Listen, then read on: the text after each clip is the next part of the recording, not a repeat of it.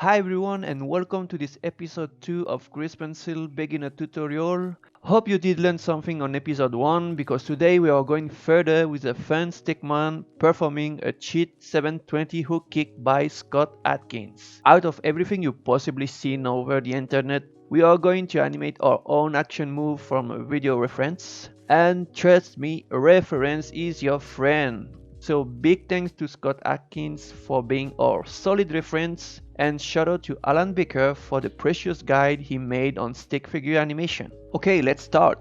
On the viewport, grab the line tool. Select my favorite brush. Then I'm going to the material tab to change my color to green. Don't worry, it's just for the look. But now you know how to do it. And let's increase the size. Now the layers. I already did it, but just rename that one to flow and trace it with the line tool. When it's done, just lock it. Step 1. The stickman design. I draw my stickman in a very simple way. I make sure to separate each body parts for easy manipulation. Then I add the head at the really end to complete the design. By the way, I switch to edit mode to place correctly the head. Select the head with any selection tool. I recommend the lasso. This time I choose the stroke selection for selecting quickly each body parts with a single click. Click the head and G to move. Also, to keep my proportions along the project, I traced 2 extra rules. When it's done, just reduce the opacity and lock it. Step 2. Reference. To import a video reference, you have to switch into object mode. Then Shift A to add an element. Choose image, then reference. Now locate your video reference.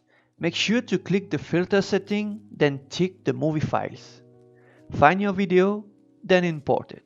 Now the video is on the scene, and I'm going to tweak few options to isolate properly the part that I want to work on. Make sure the reference is set to back, and because my reference starts at the 83 frame, let's just put that number to offset it at 1. And here we go. However, try to import really short video inside Blender, otherwise it might cause some lag issues. So just edit them a bit before. Step 3. Main poses. I prefer the pose to pose method for animation because it really helped me to plan and anticipate the beginning and the end without getting any surprises on the road. Let's select our Grease Pencil object, then Tab key to switch back to draw mode. Let's add a new layer and name it Stickman. Now my mission is to browse the timeline and locate the main key poses. On each one found, I'm going to put an empty keyframe. To place an empty keyframe, make sure to select the right layer, then drag the timeline at the desired place and press I to add an empty keyframe with only selected channel.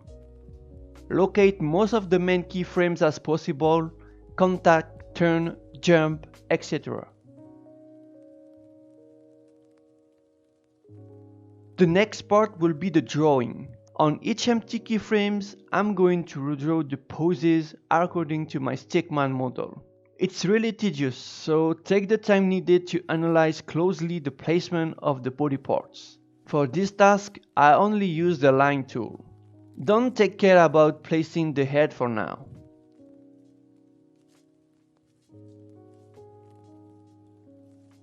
Okay, for the head, what you can do is to draw it once, then copy paste it all over the keyframes. Main pose are done, let's move on. Step 4. Space out keyframes. For this step, you can hide the reference. Then let's duplicate the stickman layer and keep the copy hide and locked for safety. Now to space out my keyframes, I'm going to gather them first and space them 2 to 3 steps away to each other. Then let's have a look. Surprisingly, the playback doesn't look bad for this try. The animation seems fluid and pretty clean. We could eventually end up here. But step 5, in between. Because we are perfectionists, let's make a couple of in between.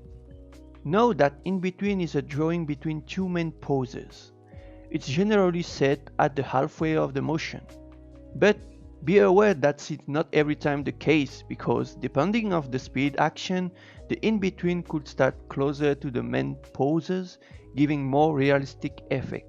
For example, a sudden action with an in-between starting too early or in the middle will break the velocity of the move, resulting to less impact scene. However, draw an in-between closer to each other will give you more fluidness, but also make you feel drawing the same pose as well. So try to reuse as much as possible your drawings to not over-process yourself. So your job is to make that action convincing. Finally, step 5, adjustments. At this stage, the animation is finished. It's a step where you can review, tweak, and fix your animation. I'm pretty satisfied with it, and I'm just going to add a punching ball for the fun.